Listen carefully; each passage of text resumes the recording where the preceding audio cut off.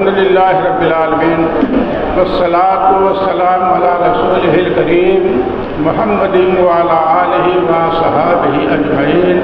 اما بعد۔ فضیلۃ الشیخ عبدالجبار سلفی حفظہ اللہ، مولانا محمد عادل سلفی حفظہ اللہ اور دیگر ہمارے ساتھیوں اور عزیز طلبہ، آج 15 اگست کو جامعہ رحمانیہ کاندھی ولی میں یوم آزادی کا یہ جشن آپ سب کو، ہم کو اور پورے ہندوستانیوں کو مبارک ہو۔ یہ جامعہ رحمانیہ ہی میں نہیں بلکہ ملک کے کونے کونے میں، چاہے وہ مدارس میں معاملہ ہو، اسکولس ہوں، تنظیمیں ہوں، سوسائٹیاں ہوں، سب کی طرف سے ایسی مجلسیں منعقد ہو رہی ہیں جس میں آزادی کی خوشی منائی جاتی ہے اور ایک دوسرے میں خوشیاں بانٹی جاتی ہیں۔ یہ سب ملک کی آزادی اور خوشیاں پورے ہندوستانیوں کو مبارک ہو۔ بچوں، ابھی ایک بچے نے اپنے تقریر میں بزرگوں کی قربانی کا چرچا کیا ہے اور لوگوں کی طرف سے یہ اعتراضات بھی سننے میں آتے ہیں کہ مسلمانوں نے کیا کیا۔ اس پر میں مختصر روشنی ڈالنا چاہ رہا ہوں کہ لفظ آزادی، اس کا پس منظر بڑا کھوچکا ہے، بہت سنگین اور بڑا ہی دردناک ہے۔ کیا کیا بیتا ہے، کتنی مائیں، کتنی بہنیں، کتنی بیٹیاں یہ بیوہ ہو گئیں، اناث ہو گئیں، اور کتنے مرد اور عورت زبردستی پکڑ کر کے ایسے ملکوں میں بھیجے گئے جہاں انگریزوں کی حکومت تھی اور وہاں مزدوروں کی ضرورت رہی ہے۔ ایسا نہیں تھا کہ مرد اور عورت، میاں بیوی کو بھیجا گیا ہو، جو ہاتھ میں آئے، کسی کے گھر کی بچی ہو، کسی کے گھر کی عورت ہو، کسی گھر کا مرد ہو، انہیں اپنے سامنے جتنے لوگ کھڑے اپنی ضرورت کے مطابق انہیں پکڑا، جہازوں میں ٹھونس کر کے اپنے چاہت کے ملکوں میں بھیج دیا کہ اب ہمارے مزدور ہیں۔ یہ ثابت کرتا ہے کہ انگریزوں نے اس ملک کو سراپا غلام کی حیثیت سے اپنے پیروں کے نیچے رکھا، اور وہ بھائی جو اعتراض کرتے ہیں کہ مسلمانوں کا اس میں آزادی میں کوئی حصہ نہیں ہے، یہ یاد رہے کہ جب 1857 میں غدر کا معاملہ پیش آیا تو کتنے ایسے مسلمان، چاہے وہ علماء صادقی ہوں یا علماء دیوبند ہوں، سارے لوگوں نے مل کر کے اس سلسلے میں فکر مندی ظاہر کی۔ آخر کار دلی کے شاہ گھرانے کے ایک عالم دین ہی نے جہاد کا فتویٰ جاری کیا۔ ہندوستانیوں کو یہ سوچنا چاہیے کہ مسلمان جہاد کا جب نام سن لیتا ہے تو چاہے وہ اپنے ملک کا معاملہ ہو، چاہے دین کا معاملہ ہو، تو اس کا خون گرم ہو جاتا۔ یہ فتویٰ جاری کرنا تھا کہ ہندوستان کے سارے مسلمان حرکت میں آ گئے اور انگریزوں سے جنگ کرنا، اپنے ملک کو غلامی سے چھڑانا، ان لوگوں نے اپنا ایک فریضہ سمجھ لیا۔ اعتراض کرنے والے یہ تاریخ دیکھ لیں کہ اس فتوے نے مسلمانوں میں نہیں، پورے ملک کے لوگوں میں ایک روح پھونک دی۔ مسلمانوں کے ساتھ مل کر کے کندھے سے کندھا ملا کر کے غلامی سے آزادی کے لیے غیروں نے بھی ساتھ دیا۔ یہ کون تھے آگے فتویٰ دینے والے؟ کون ہیں یہ ایک عالم دین ہے۔ ابتدا بھی ایک عالم دین سے اور انتہا بھی ایک عالم دین سے ہوئی ہے۔ فتویٰ دیا ایک عالم دین نے کہ اس ملک کو آزاد کرانے کے لیے جہاد ہم پر لازم ہے، اور ایک عالم دین نے ان کے گھروں میں جا کر کے یہ مانگ کی کہ اے انگریزوں ظالموں، ہمیں اس تمہارے گھر میں ہمیں قبر کی 2 گز زمین دو، یا یہ کہ ہمارے ہندوستان کی آزادی دو۔ آپ جانتے ہیں میرے بھائیوں، ابتدا اور انتہا، ابتدا بھی عالم دین سے اور انتہا بھی عالم دین سے۔ وہاں اس مانگ نے ان کا کلیجہ پھاڑ دیا اور یہ سوچنے پر مجبور ہو گئے کہ ہمارے گھر میں آ کر کے جس قوم کا فرد اتنی جرأت کے ساتھ مانگ کر بیٹھے کہ جہاں اپنے ملک میں یہ تھراتے ہیں اور کانپتے ہیں میرے سامنے بات کرتے ہوئے، میرے گھر میں ایسا مطالبہ کیا ہے، لگتا ہے کہ ایسے لوگوں سے اب لڑنا اور ان کے اوپر سربراہی کرنا مشکل کام ہے۔ اس کے بعد ہی سے میرے بچوں، ان فرنگی انگریز ظالموں نے یہ تہیہ کر لیا اور مل کر کے 1947 میں 15 اگست کو آزادی کا پروانہ دے دیا۔ یہ الگ بات ہے کہ وہ عالم دین جس نے فتویٰ جاری کیا ان کا پر کیا گزرا، اور مولانا محمد علی جوہر جو وہاں مانگ کرنے گئے تھے ان کے اوپر کیا گزرا، یہ اللہ کو معلوم ہے۔ یہ سننے میں آ رہا ہے کہ ان کی قبر کسی مسلم ملک میں بنی ہوئی ہے، یا تو انہیں قتل کر کے یا گولی مار کے کسی کے حوالے کیا، یا یہ کہ وہاں سے وہ بچ بچا کر کے نکل کے کسی مسلم ملک میں گئے، یہ پردے میں ہے۔ اس آزادی کے پیچھے، اس بیچ میں ابتدا سے انتہا کے درمیان، میرے بچوں، یہ بیان کرنے لائق نہیں ہے۔ آہو بکا، رونا چلانا، کتنے گھر اجڑ گئے، کتنے لوگ کالا پانی بھیج دیے گئے، کتنے جیلوں کے اندھیرے کوٹھری میں پڑے مر گئے، کتنے کو سولی پہ چڑھایا گیا، کتنے کو پھانسی دے دی گئی۔ ان کا جبر اور ان کی زبردستی اس قدر عام تھی کہ کوئی بھی ان کے سامنے اپنی بات رکھنے سے تھراتا تھا۔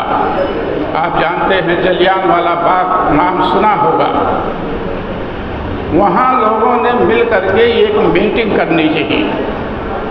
جلیان والا باغ یہ پنجاب میں امرتسر کے قریب ایک چھوٹا میدان ہے اور اس سے ملا جلا درختوں کا ایک لمبا سلسلہ ہے۔ وہاں لوگوں نے مشترکہ طور پر ہر برادری کے لوگوں نے، یہ 1919 کا واقعہ ہے، 1919 میں جو میٹنگ کی تیاری کی گئی اور اس میدان میں لوگ اکٹھا شروع ہوئے پروگرام، تو جو اس زون کا جنرل تھا، جنرل ڈائر، اس نے فوج کا ایک ٹکڑا لے کر کے وہاں پہنچ گیا اور کہا کہ یہ تمہاری یہ کس چیز کی تیاری ہے؟ یہاں تو کسی چیز کا پرمیشن ہی نہیں لیا گیا، یہ کیسے اکٹھا ہو رہے ہو؟ لوگوں نے کہا کہ ہم اپنی زندگی کے تعلق سے کچھ آپسی مشورہ کے لیے اکٹھا ہو رہے ہیں، ہماری کچھ تجویزیں ہیں، ہم کچھ قرارداد پیش کر کے اور پاس کر کے ہم آپ لوگوں کے سامنے رکھ دیں گے۔ کہا نہیں، اجازت نہیں ملے گی۔ اسی کہیں سنوں میں اس نے اپنی فوج کو گولی چلانے کا آرڈر دے دیا۔ 1000-1500 کی تعداد میں وہاں اکٹھا ہو پائے تھے، ایسی گولیاں چلائی گئیں کہ کم سے کم 300-400 لوگ تو موت کی نیند میں چلے گئے، اور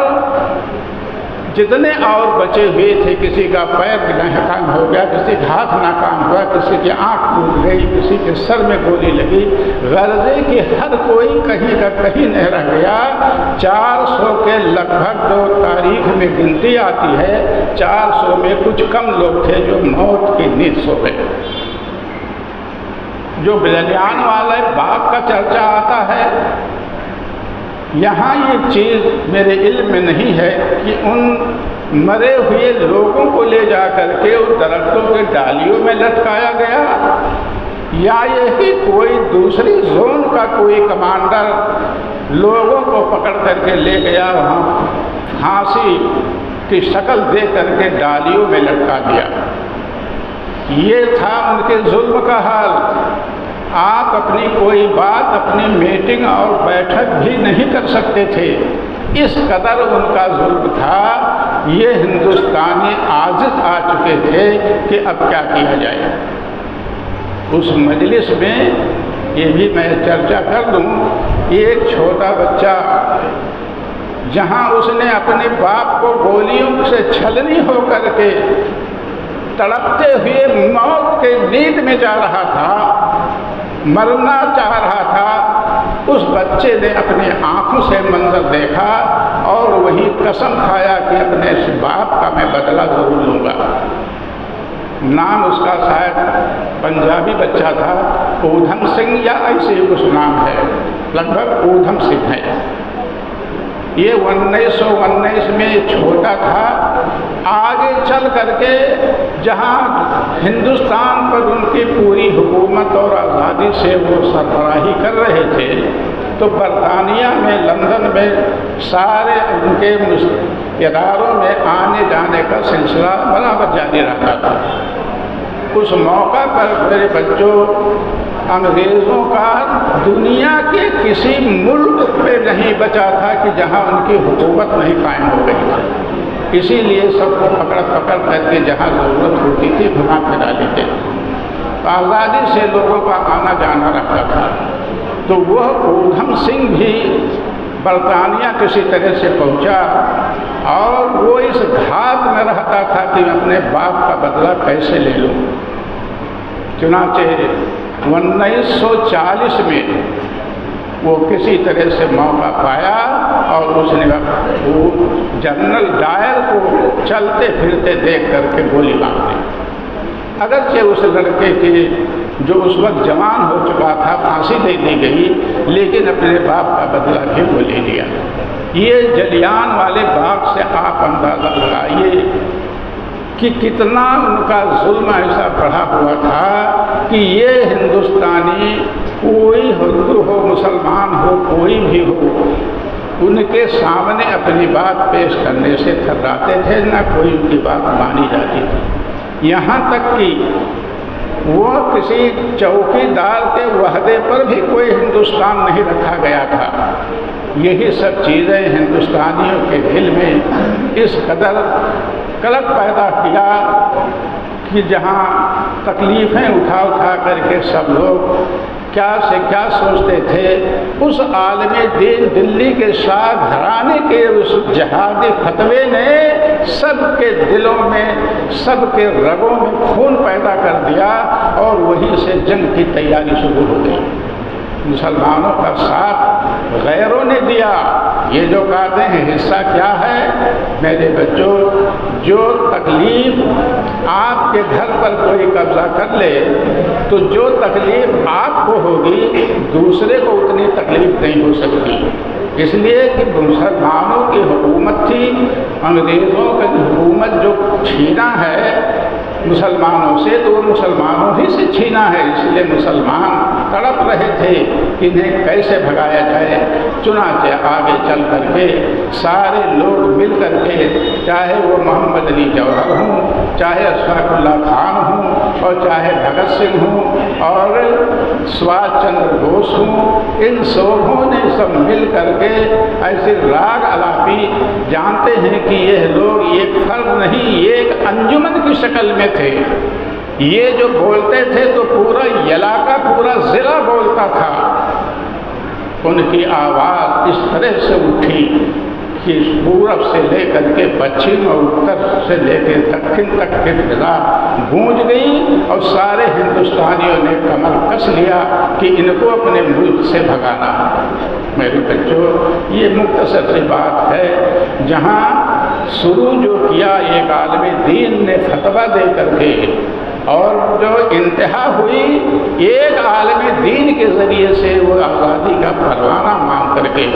اس لیے میرے بچوں، ہمیں یہ خوشی حاصل ہوتی ہے 15 اگست کو آزاد ہم ان کے ظلم و ستم سے جو ہوئے ہیں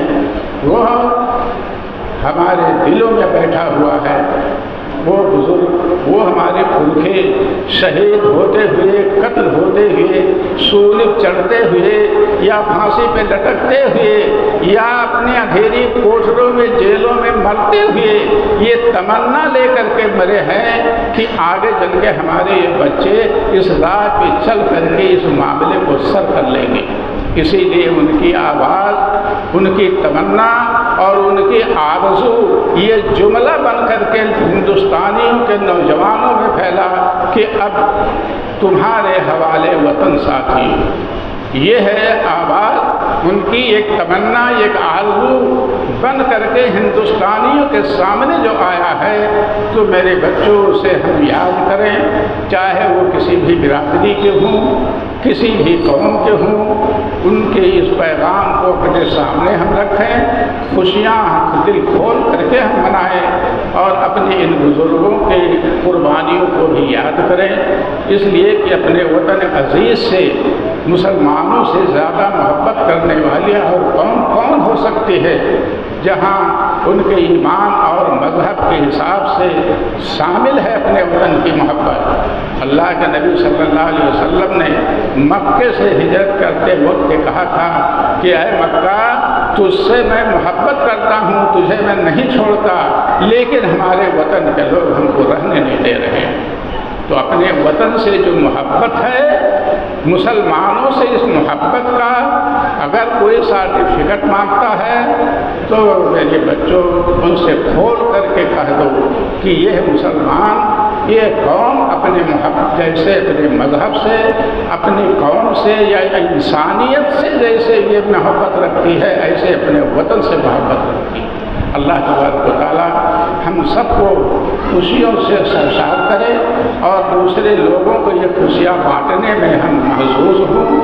اور اپنے بزرگوں اور پرکھوں کی قربانیوں کو یاد کر کے اپنے وطن سے لگاؤ رکھیں اور اللہ سے اس ملک میں امن اور سلامتی اور امن کے لیے دعائیں کریں اور یہ عہد کریں کہ ملک میں کسی قسم کا اگر کسی نے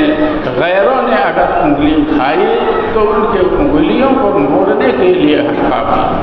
وما علینا الا البلاغ، ربنا تقبل منا انک انت السمیع العلیم وتب علینا انک انت التواب الرحیم۔ والسلام علیکم ورحمۃ اللہ وبرکاتہ۔